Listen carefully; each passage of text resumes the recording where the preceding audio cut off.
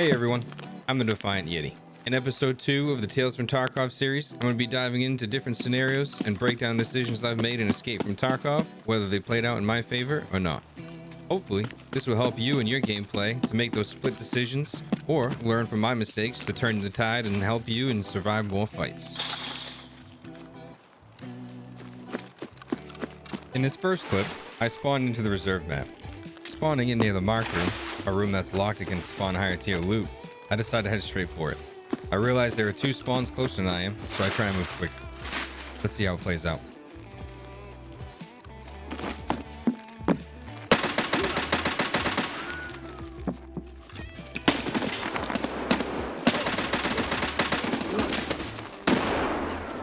As you can see, it didn't work in my favor.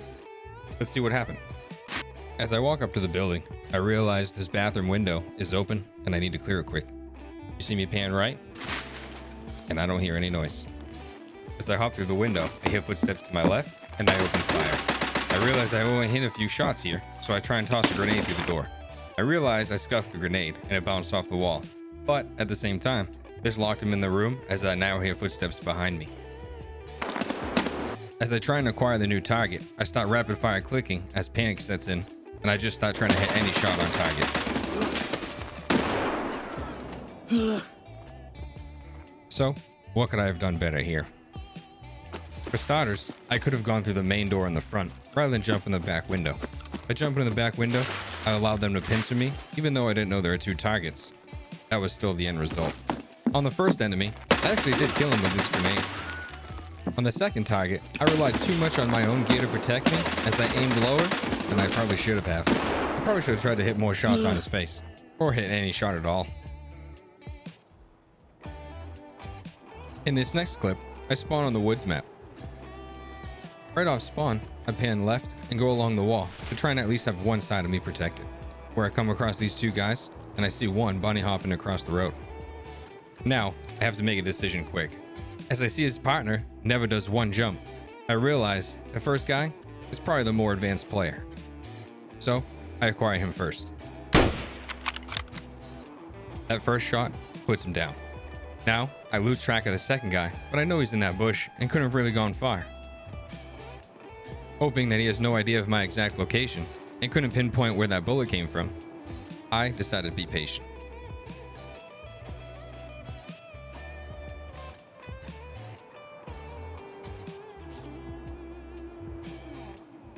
Realizing I only have a 5-shot rifle, I decide to reload and roll the dice. Maybe he'll hear that reload, but let's find out. I don't think he has. I decide to push up a little bit and take a pop shot into the bush to see if I get a connection. Now I see a movement on the left side and decide to take another shot. He still can't pinpoint me, and the third shot puts him down. The only thing I really could have done here better is hit my shots. Other than that, I think it was pretty well played, and they never pinpointed me, and I got out without even a scratch. In this next clip, a teammate and I spawned into the customs map. You may see this as a cutscene from a future full raid video released, but that's a story for a different time. Prior to this, I was in about the location of my teammate on the other side of the alleyway. As I turned the corner, I ran into a team of 2 and killed the lead. As his partner fired rounds downrange from me in the bushes, in the back along the fence, he does massive damage, causing me to fall back and heal, thus giving him time to move around and heal himself. As I come back to the alley, I perform a wide swing and landed here. Knowing his last location, I decided to nade it and hope for the best. Maybe he moved, maybe he didn't. But I'll soon find out. It's at this point where I hear no footsteps, and I start to think that he's probably to my right in one of these bins. I hit that corner and instantly see him. As I scuff this grenade, I try and push up to avoid the blast myself. This is a prime example of knowing how equipment is pulled from your pockets and what you have on your person at the time of action. Here, I knew that I had this short fuse grenade, and I toss it in, hoping that he doesn't push forward, and he doesn't, and I take him down. Here, I spawn into factory as a scav. Now, if you have questions about any of the terminology, such as scav, feel free to ask me in the comments below, and I'll be glad to explain everything. As I see this guy, I realize he's a player, and I do my best to act as an AI. I hope to debate him, and I hear his footsteps coming, and I rush him. Fully realizing the other scavs in the area are now going to aggro on me, I prepare for a quick battle. As they come down, they kind of pull the whole 300 move, and I can line them up pretty easily. Now, I need to reload, as I know I'm out of rounds. As I start to move down this hallway, I hope to just come across a body and find another weapon. As I prepare for imminent death, I try and pull out the melee weapon, which this does not work at all. Now, hoping his buddy either kills him or me because I've accepted defeat, I decide to turn and run because this is not working. Moral of the story here is melee weapons do not work. Now, back on the customs map, me and my teammate are coming up to the dorm's 3-story building to see what's going on inside. We heard footsteps as we were coming up. As I come up to the door, I see one of what I believe to be Rashal's guards. As I take him down, I try and reload, but then I hear more action inside as my buddy's trying to clear out the front door. As I try and throw this grenade, I completely scuff it straight into the wall. Realizing I just threw my grenade straight into the wall, I turn around to see if it kills my buddy, and I'm so in shock that I just did that, I didn't even tell him that it was coming. All communication here completely falls apart, and as you see me run back to the building, I don't even see the guy on the roof as I'm in full panic mode.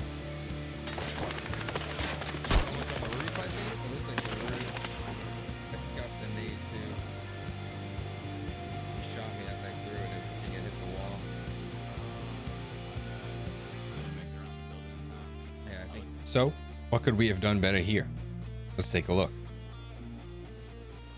As we push up to the building, I feel as the lead, I do a terrible job of clearing the doorways and the windows. As I see this enemy, I try and full aggro through the doorway, but realizing that that's probably Rashal's guard, I know there's at least a few more, and I try and reload. Had I started pushing forward around the corner rather than turning around, I probably would have pulled us both out of this situation, or at least survived. I wouldn't have scuffed that grenade into the wall and wouldn't have given my partner time to get out of the situation himself. Had I simply pushed up to that corner and watched for my partner to get out of the situation himself, I could have given him cover fire for the guy on the roof that was coming around the corner that we hadn't even known about yet. But instead, I turned around, scuffed the grenade, and then communication fell apart, all to our eventual demise. There really isn't anything to learn from this clip, except for some memes. Here, this guy, maybe it was a player scav, maybe it was AI. Either way, he was disconnected somehow, or just complete lagged out of the server.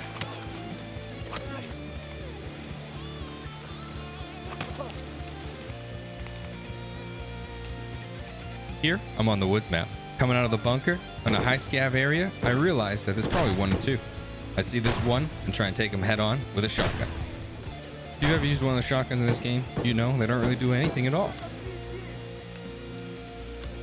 Right here, I go in a full court press and push him to his eventual death. Because I was completely aggroed on this one scav, I didn't even see this second one. This is an issue that I do need to work on, is immediately looting someone I just killed. Even just taking one quick moment to scan the area, you can prevent a remarkable amount of deaths while looting. Completely taken off guard here by the second scav, I try and quickly duck behind the rock, but I'm still in shock, so I kind of pause, and luckily he didn't kill me. As I come back up, he takes a bunch of slugs. As I try and get back behind the rock, I'm lucky he doesn't take another shot here. Oh, what? Oh. Well, that's the story of my life. No respect. No respect. I take out the Mosin to finally finish him off. The biggest thing I can take away from this encounter is clearing an area before looting, and also trying to listen to other audio cues and not be so fixated on one enemy. This last clip is on the shoreline map. This map will prove just how important audio cues are.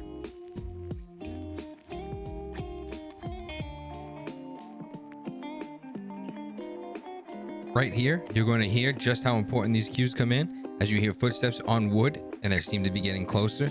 I know that my enemy is right on down the hall.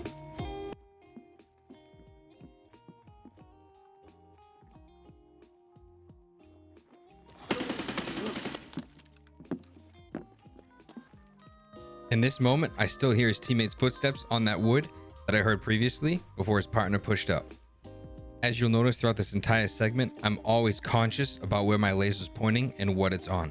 The enemies can see your laser, and I have a very bright blue.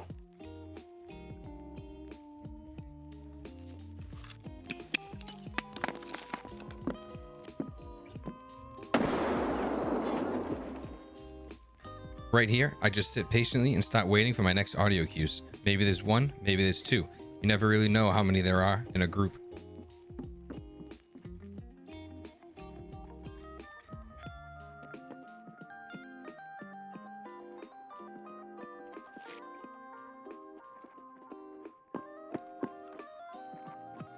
Now right here, I realize I just made noise and he probably heard me. But he's still pushing up the hallway and I'm trying to see what his next move is going to be. It is very possible he's going to push right into this room, and while I'm sitting in this bathroom, I'm a complete sitting duck.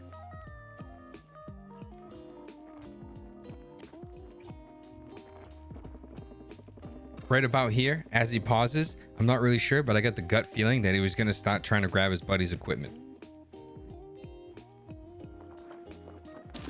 And that's exactly what he does. In this moment, I know it's my time to push.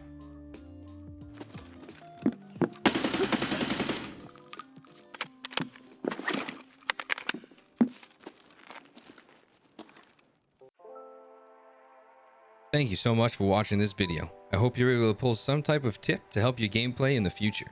Whether it be how important audio cues can be, what is on your person as far as loadout and how it's used, your surroundings, or even simply recognizing moments where panic can spike and how to learn to control it.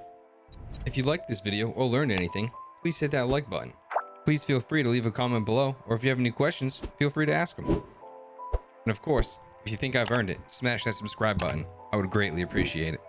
If you want to see more action like this live, feel free to stop by my Twitch. I'll leave the link below. If you want to stop in the chat and ask any questions about the game, terminology I've used, or simply just say hi, I look forward to seeing you there. Again, thanks for watching. And until next time, don't do anything I wouldn't do. That leaves a pretty short list.